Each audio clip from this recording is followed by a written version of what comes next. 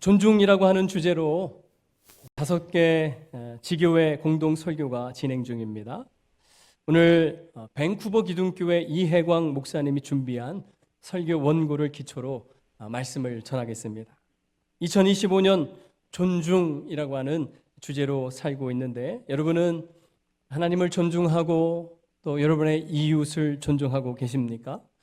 하나님과 이웃에 대한 존중은 10계명에도 잘 녹아 있습니다. 10계명 중 1에서 4계명은 하나님을 사랑하고 존중해야 함을 말씀합니다.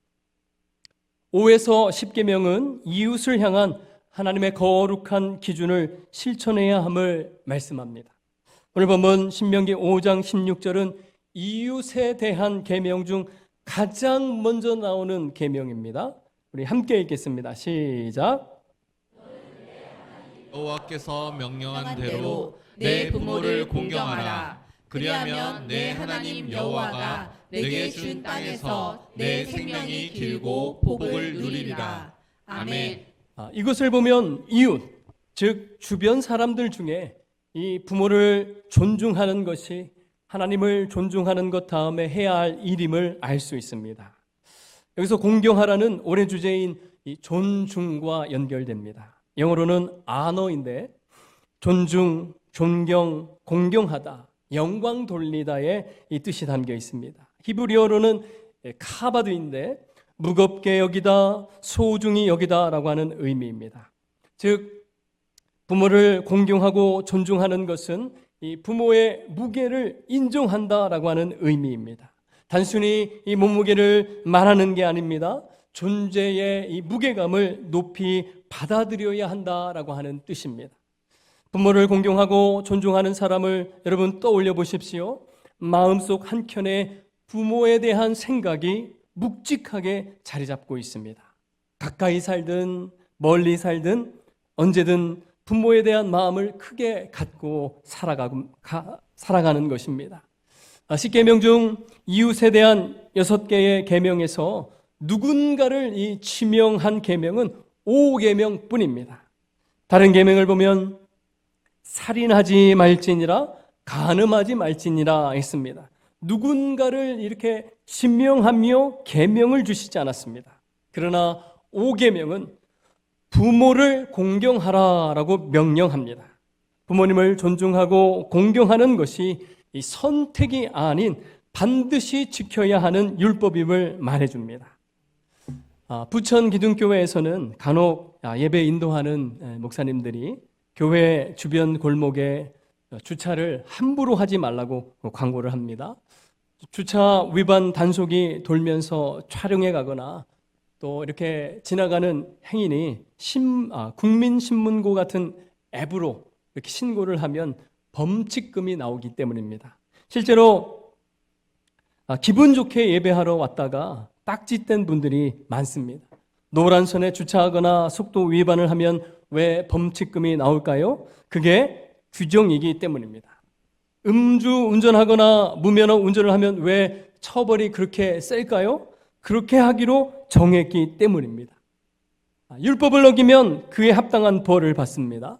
성경에서 가장 무서운 형벌은 돌로 쳐서 죽이는 규정입니다. 그 대상은 이렇습니다. 하나님의 이름을 모독한 자, 안식일을 범한 자, 우상 숭배자, 자식을 몰래에게 내어준 자, 접신자나 박수무당, 배교자 등입니다. 그런데 여기에 부모의 훈계를 거역한 자도 포함됩니다. 신명기 21장입니다. 우리 함께 읽겠습니다. 시작. 사람에게 완악하고 배역한 아들이 있어 그의 아버지의 말이나 그 어머니의 말을 순종하지 아니하고 부모가 징계하여도 순종하지 아니하거든 그 성읍의 모든 사람들이 그를 돌로 쳐 죽일지니 이같이 내가 너희 중에서 악을 제하라. 아멘. 얼마나 무서운 말씀입니까? 부모님을 공경하지 않는 것이 그만큼 심각한 죄임을 말해줍니다. 그런데 안타깝게도 요즘 세상을 보면 이 부모님에 대한 공경, 존경, 이 존중은 점점 사라지고 있습니다. 미국 심리학 전문 매체인 Psychology Today에 이런 제목의 기사가 실렸습니다. 부모님을 존경하는 마음은 어디로 갔는가?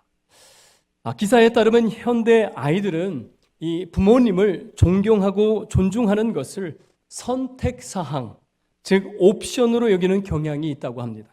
그 이유는 부모님께 이 존경을 표하지 않아도 자신이 원하는 것을 충분히 얻을 수 있다고 믿기 때문이랍니다. 어른 세대는 부모 공경을 당연하게 지켜야 할 도리로 여겼습니다. 부모가 특별히 존중받을 행동을 해서가 아닙니다. 그저 마땅히 그래야 하는 것으로 여기며 자연스럽게 부모를 공경하였습니다.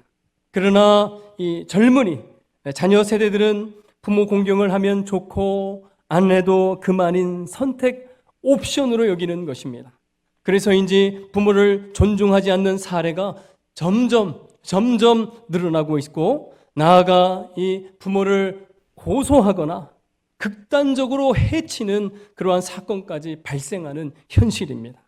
이런 모습만 봐도 부모에 대한 존중, 공경을 회복하는 일은 단순히 사회적 문제를 해결하는 차원을 넘어서 성경적 가치를 실천하고 하나님의 뜻을 이루는 모든 그리스도인들의 과제입니다. 그렇다면 부모를 공경하는 구체적인 방법은 무엇일까요? 에베소서 6장 1절 말씀입니다. 자녀들아, 주 안에서 너희 부모에게 순종하라. 이것이 옳으니라 했습니다. 아멘. 여기서 순종의 헬라어 원어는 후파쿠어로 이 밑에 서다 또는 듣다의 합성어입니다. 이는 부모님의 말씀을 듣고 그 말씀 아래 나 자신을 두는 것을 의미합니다. 따라서 부모님의 말씀에 순종하는 것, 그 말씀의 가치를 인정하는 것이 이 부모를 존중, 공경하는 첫 번째 방법입니다. 그리고 순종은 들음에서 시작됨을 알 수 있습니다. 이 시대에 가장 필요한 교육도 바로 순종, 즉 올바르게 듣는 훈련임도 알 수가 있습니다. 요즘 집안의 서열이 완전히 거꾸로 되었습니다. 옛날에는 이 집안의 어르신이 1순위였습니다. 할아버지, 할머니, 그 다음은 아버지, 어머니, 또 그 다음은 아들, 딸 이렇게 순이었습니다. 하지만 요즘은 정반대가 되었습니다. 아들, 딸 혹은 손자, 손녀가 우선입니다. 그 다음에 아버지, 어머니, 그 다음에 할아버지, 할머니 순입니다. 할아버지, 할머니들이 이 손자, 손녀를 돌보느라 정신이 없습니다. 실제로 예배 드리세요, 기도하러 오세요, 봉사하세요 하면 손자, 손녀 봐야 해요 하시는 분들이 교회에 참 많습니다. 이런 상황을 옳다고 할 수 있을까요? 물론 이 가정들마다 이 다른 상황과 형편에 따라서 할머니, 할아버지가, 조부모가 손자, 손녀를 돌볼 수가 있습니다. 저희 집도 저희 자녀들을 우리 외할아버지, 외할머니가 돌보는 경우가 종종 있긴 합니다. 하지만 존중과 공경의 마음 없이 마땅히 그래야 하는 것처럼 생각하는 것은 잘못입니다. 세태가 이러니 자녀들이 부모 말에 순종하겠습니까? 자녀가 부모 아래에 있으며 부모 말을 들어야 하는 게 성경적인 질서요 권위입니다. 하지만 요즘은 거꾸로 부모가 자녀 아래에 있는 경우가 많습니다. 그래서 자녀들이 사회에 나가서도 다른 사람 말을 잘 듣지 않습니다. 순종하지 않습니다. 학교에서 선생님이 아이들에게 따끔한 말을 한마디라도 하면 이를 참지 못하고 항의하며 치맛바람을 일으키는 경우가 많습니다. 가정에서 부모는 자녀들에게 듣는 훈련을 시켜야 합니다. 순종하는 법을 배우게 해야 합니다. 그래야 사회에 나가서도 권위에 순종할 수 있습니다. 어려서부터 순종하는 자녀로 만들지 못하면 세상의 이 교육, 과학, 철학이 부모도 몰라보는 불순종의 자녀로 만듭니다.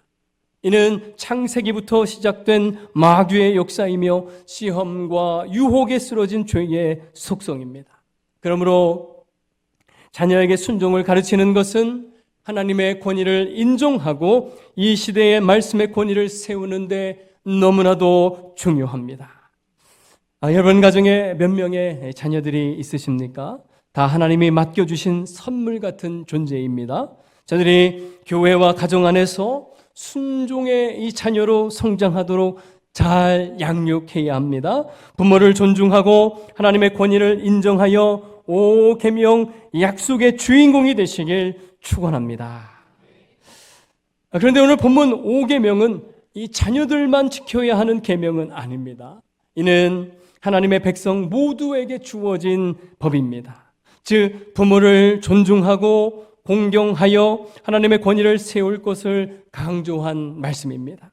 따라서 부모를 공경하라는 계명을 지키기 위해서는 반드시 하나님을 경외해야 합니다. 또한 하나님의 말씀과 권위를 가르쳐야 합니다. 유대인들은 율법을 가정교육의 최우선 순위로 삼았습니다. 이를 쉐마 교육이라고 합니다. 히브리어 쉐마는 들으라라고 하는 이 뜻으로 신명기 4장 4에서 6절 말씀에 나옵니다. 함께 읽겠습니다. 시작. 이스라엘아 들으라. 우리 하나님 여호와는 오직 유일한 여호와이시니 너는 마음을 다하고 뜻을 다하고 힘을 다하여 내 하나님 여호와를 사랑하라. 오늘 내가 내게 명하는 이 말씀을 너는 마음에 새기고. 아멘. 이스라엘아 들으라 하고 시작하면서 마음과 뜻과 힘을 다해 하나님을 사랑하라, 말씀을 마음에 새기라 하셨습니다. 그런데 이 명령을 받는 자들이 누구입니까? 그 말씀, 그 다음 구절을 보면 알 수 있습니다. 내 자녀에게 부지런히 가르치며 집에 앉았을 때든지 길을 갈 때든지 누워있을 때든지 일어날 때든지 이 말씀을 강론할 것이며 라고 했습니다. 즉 부모가 먼저 하나님을 사랑하고 말씀을 마음에 새겨야 자녀에게 부지런히 가르칠 수 있다는 뜻입니다. 금쪽 같은 내 새끼라고 하는 방송 프로그램이 있습니다. 여러분 보셨습니까? 저도 몇 번 본 적이 있습니다. 베테랑 육아 전문가들이 부모들에게 육아법을 가르쳐주는 그러한 프로그램입니다. 정신건강의학과 전문의가 출연 중에 있는데 이 방송에 출연하는 아이들의 이 모습과 행동을 보면 경악을 금치 못할 때가 있습니다. 그만큼 이런 표현을 써도 될지 모르겠습니다만 개판인 아이들이 많습니다. 잘못된 아이들이 많습니다. 그런데 참 이상하게도 그 아이들은 별 잘못이 없습니다. 대부분 부모의 잘못된 행동에서 기인하기 때문입니다. 출연한 부모는 우리 아이 좀 제발 고쳐주세요라고 하지만 정작 고쳐야 할 대상은 부모 자신인 경우가 대부분입니다. 마찬가지입니다. 하나님은 우리에게 부모를 공경하라, 존중하라 하셨습니다. 이 명령을 자녀들에게만 강요한다고 해서 해결되는 것은 아닙니다. 부모가 먼저 공경과 존중을 보여야 합니다. 특별히 하나님을 공경하고 존중하는 모습을 보여야 우리 자녀들이 그 모습을 보고 공경과 존중을 배우게 됩니다. 이스라엘아 들으라, 하나님을 사랑하라, 쉐마 이스라엘, 말씀을 마음에 새겨라 하신 것은 자녀들에게 되는 게 아닙니다. 부모가 먼저 들어야 할 말씀입니다. 예수님은 누가복음 6장 45절에 이렇게 말씀하셨습니다. 선한 사람은 마음에 쌓은 선에서 선을 내고 악한 자는 그 쌓은 악에서 악을 내나니 이는 마음에 가득한 것을 입으로 말함이니라. 허구한 날 주식 타령하는 사람은 마음속에 이 주식 생각뿐이라서 그렇습니다. 입만 열면 먹는 얘기, 또 놀러간 얘기, 남 뒷담화를 말한다면 그 마음속에 뭐가 가득한지 불을 보듯 뻔합니다. 그렇다면 묻겠습니다. 여러분 마음에 하나님 사랑이 있으십니까? 새겨진 말씀이 있으십니까? 그렇다면 자연스럽게 그것이 나오는 것입니다. 그리고 그것을 자녀들이 배우게 되는 것입니다. 자녀들이 정말 신앙생활 잘 하길 원하십니까? 이 자녀들이 하나님 잘 믿고 성경 말씀대로 살아서 복 받길 원하십니까? 그렇다면 여러분이 먼저 그렇게 해야 합니다. 여러분이 먼저 신앙생활 잘 해야 하고 여러분이 먼저 하나님을 잘 믿어야 하며 여러분이 먼저 성경 말씀대로 살아야 합니다. 예수님은 제자들을 그렇게 가르치셨습니다. 예수님의 이 가르침은 예수님 안에 가득한 것이 무엇인지 충분히 보여주셨습니다. 예수님은 말씀하셨습니다. 요한복음 13장 34에서 35절 말씀 같이 읽겠습니다. 시작. 새 계명을 너희에게 주노니 서로 사랑하라. 내가 너희를 사랑한 것 같이 너희도 서로 사랑하라. 너희가 서로 사랑하면 이로써 모든 사람이 너희가 내 제자인 줄 알리라. 아멘. 사랑의 예수님은 마음속에 이 사랑으로 가득하셨고 삶으로 그것을 우리에게 보여주셨습니다. 오늘 말씀 한 번 더 같이 읽겠습니다. 너는 내 하나님 여호와께서 명령한 대로 내 부모를 공경하라. 그리하면 내 하나님 여호와가 내게 준 땅에서 내 생명이 길고 복을 누리리라. 아멘. 부모가 먼저 하나님을 존중하고 자녀들이 부모를 공경하며 순종할 때 하나님이 약속하신 복이 임합니다. 한번 따라 해보겠습니다. 내 생명이 길고 복을 누리리라. 내 생명이 길고 복을 누리리라. 한 번 더 하겠습니다. 내 생명이 길고 복을 누리리라. 내 생명이 길고 복을 누리리라. 아멘. 아멘. 이 말씀은 단순히 장수의 복을 의미하는 것이 아닙니다. 하나님께서 이 허락하신 땅, 곧 하나님의 언약이 대대손손 이어질 것을 뜻합니다. 자녀가 부모에게 순종하고 부모가 말씀으로 자녀를 양육할 때 그 권세 아래에서 하나님이 약속하신 복을 얻게 됨을 믿으시길 바랍니다. 하나님의 언약의 말씀에는 항상 함께 등장하는 단어가 있습니다. 그것은 바로 영원입니다. 아브라함에게도 이렇게 약속하셨습니다. 내가 내 언약을 나와 너 및 내 대대 후손 사이에 세워서 영원한 언약을 삼고 너와 내 후손의 하나님이 되리라. 다윗에게도 언약을 세우시며 이렇게 말씀하셨습니다. 내 집과 내 나라가 내 앞에서 영원히 보존되고 내 왕위가 영원히 견고하리라 하셨다 하라. 선지자들도 새 언약의 시대, 즉 예수님이 오셔서 이루실 언약에 대해 이렇게 선포하셨습니다. 같이 읽겠습니다. 시작. 너희는 귀를 그리고 기울이고 내게로 나와 들으라. 그리하면 너희의 영혼이 살리라. 내가 너희를 위하여 영원한 언약을 맺으리니 곧 다윗에게 허락한 확실한 은혜이니라.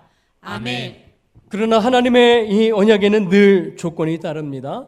열왕기상 2장 4절에 여호와께서 내 일에 대하여 말씀하시기를 만일 내 자손들이 그들의 길을 삼가 마음을 다하고 성품을 다하여 진실이 내 앞에서 행하면 이스라엘 왕위에 오를 사람이 내게서 끊어지지 아니하리라 하신 말씀을 확실히 이루게 하시리라 했습니다.